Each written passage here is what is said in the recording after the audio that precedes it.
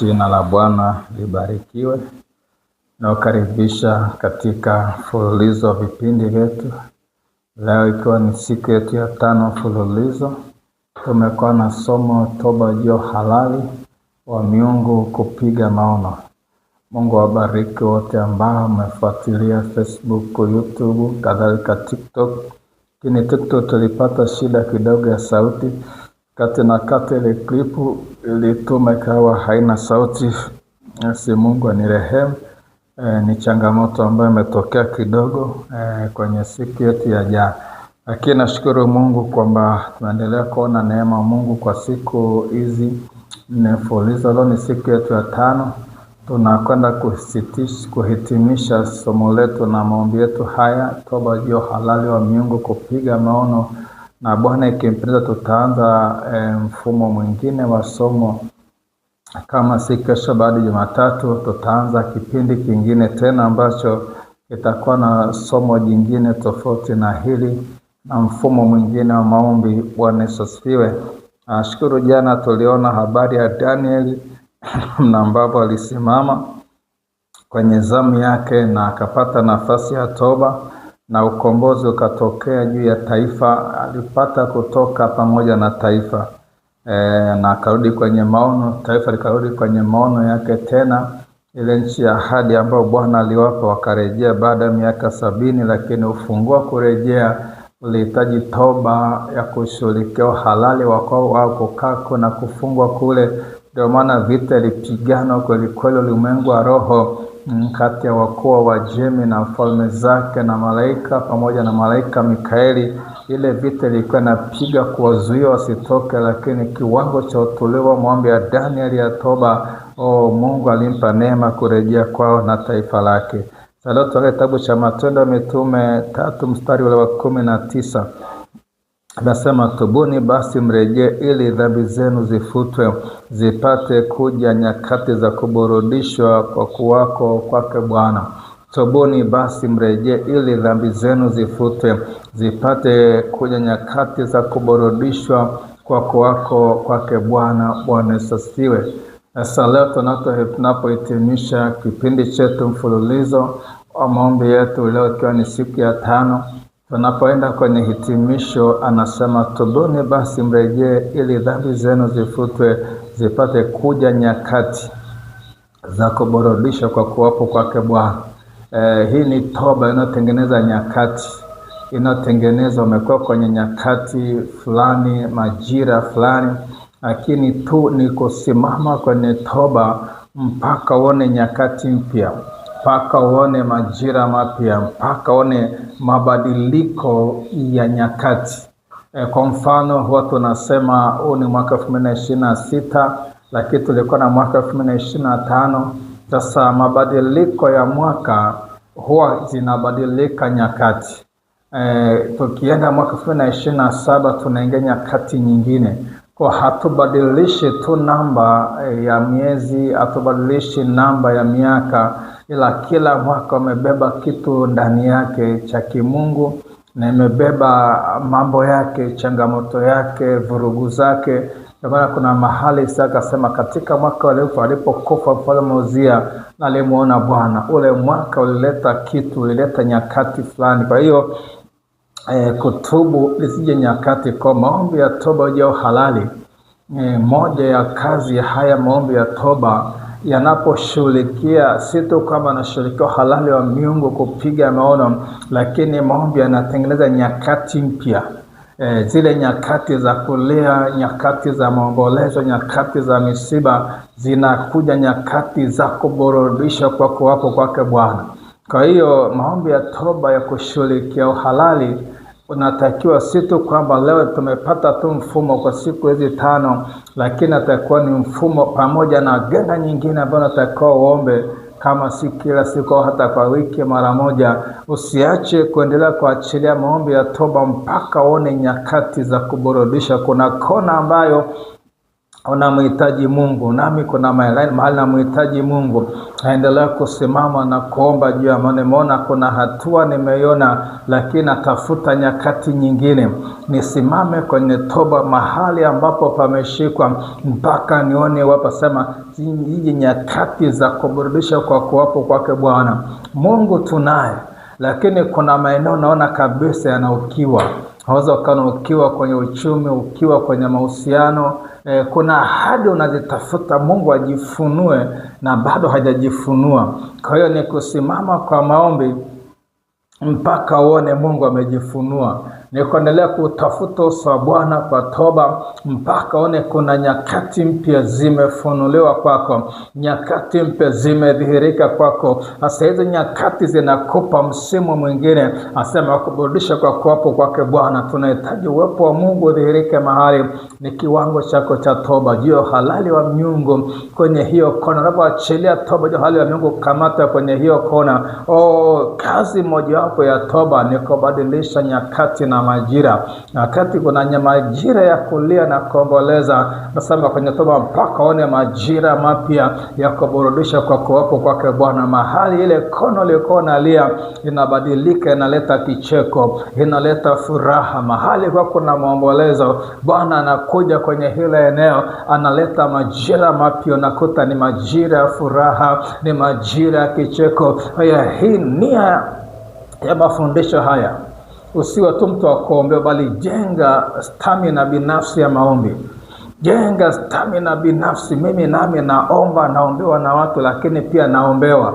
Wako watu ambao Mungu anawekea mzigo wa kuniombea, hata wengine siwajui kwa sura, wengine wananifuatilia kwenye akaunti zangu Facebook, YouTube na TikTok. Mungu anawekea mzigo wa kuomba. Kuna wakati mnaonyesha yuko mama ni mzungu, yuko nchi ya mbali, lakini Mungu ameniwekea mzigo wa kuniombea. Hasimjui, hatujakutana, lakini Mungu amemwekea mzigo wa kuniombea.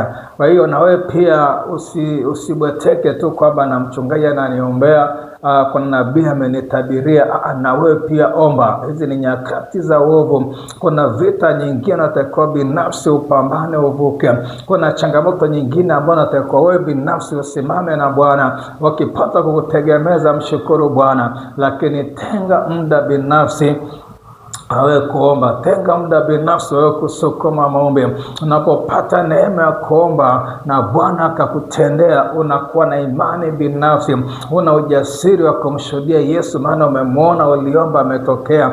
Sasa ni kusimama kwenye toba mpaka uone nyakati mpya zimetokea, na hizo nyakati ziwa na kuburudishwa kwa kuwako kwake Bwana. Acha tuombe.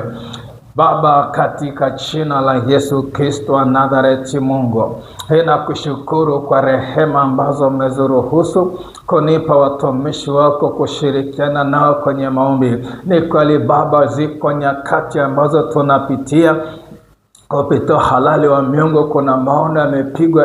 Bwana, nami nasimama kwa ajili yangu na kwa ajili watoto wako ambao wanafuatilia chaneli zangu Mungu, nikiomba toba, nikiomba rehema juu ya hizi nyakati ambazo tunapita. Zipo nyakati za machozi, nyakati za kuomboleza, ziko nyakati za kulia tunapita. Baba, kuna upande fulani tunacheka, lakini kuna maeneo ambayo tunalia. Yako maeneo ambayo kuna nyakati tunapitia. Natazama, sema tubuni, mrejee.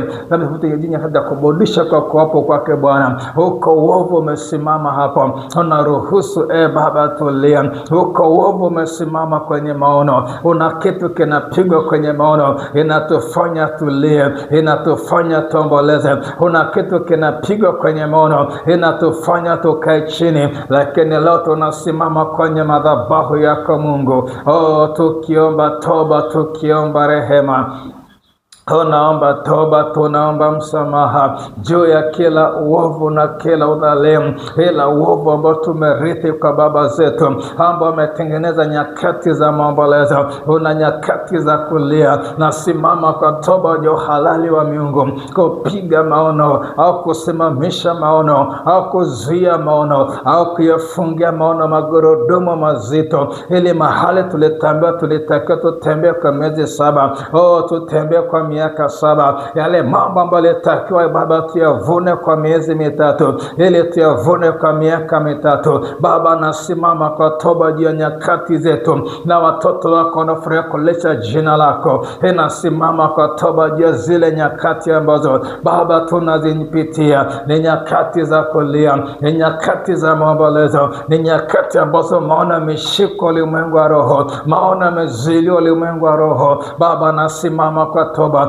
juu ya nyakati za watoto wako ambao wanafurahia kuleta jina lako. Nasimama kwa toba Bwana, kwa ajili ya nyakati za watoto wako wanafurahia kuleta jina lako. Nakushukuru kwa rehema ambazo unaziachilia Bwana, maana ni huruma zako kwamba tuangamie, maana rehema zako hazikomi.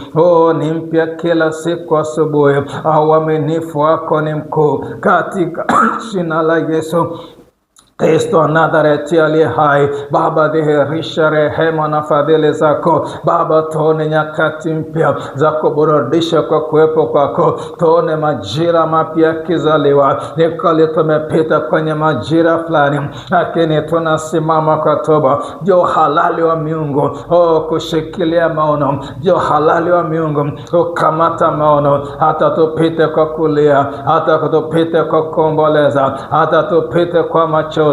Baba, nasimamisha hiyo damu ya Pasaka mwana kondoo Yesu, hiyo damu Yesu ikanene mema, ikapite mahali ambapo una uhalali. Hiyo damu isikafute halali, damu isikonde halali, damu isikonde uovu, maana pasipo damu hapana ondoleo.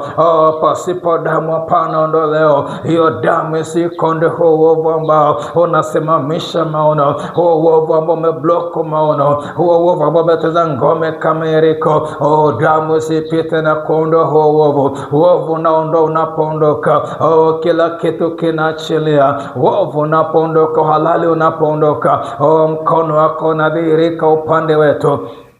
Katika jina la Yesu Kristo wa Nazareti, Mungu uliye hai, Baba, nasimama mbele ya madhabahu yako nikilitia jina lako Jehova, Bwana majeshi na Mungu aliye hai. Baba, neema yako idhihirike katikati ya watoto wako, fadhili zako zionekane katikati ya watoto wako, ujidhihirishe kwao, ujifunue kwao, katika jina la Yesu Kristo wa Nazareti aliye hai. Baba, kama mamlaka ya jina la Yesu, dhihirisha neema yako, dhihirisha fadhili zako, dhihirisha wokovu wako ule mkuu. Baba, ulitukuze jina lako. Baba, udhihirishe utukufu wako, maana tumekuamini Mungu, tumeziamini nguvu zako, tumeamini msaada wako, tumeamini rehema zako, tumeamini fadhili zako. Kwa kuwa ni mwema, kwa maana fadhili zako ni za milele. Ninakushukuru baada maana umesikia, nami naomba damu ya Pasaka ya mwana kondoo ikaleta ukombozi kwenye maono, ikaleta ukombozi kwenye maono, mahali ambapo ameshikiliwa. Itoke neema ukombozi sasa, ipite ukombozi sasa, kama ulivyokomboa taifa Israeli iliposimamisha Pasaka. Nami nasimama na damu ya Pasaka, ukaleta ukombozi kwenye haya maono, ukaleta wokovu kwenye haya maono, katika jina la Yesu, kwa damu ya Yesu.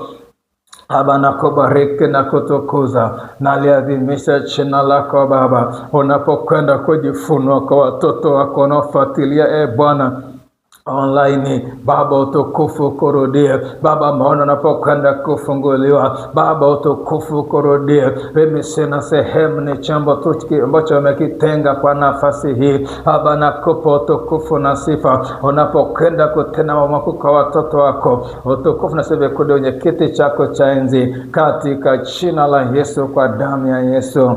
Amen. Mungu wangu wabariki. Endelea kufuatilia channel yangu. Mnafuatilia Facebook, karibu pia YouTube. Mnafuatilia TikTok, karibu pia YouTube. Mungu wangu wabariki. Amen.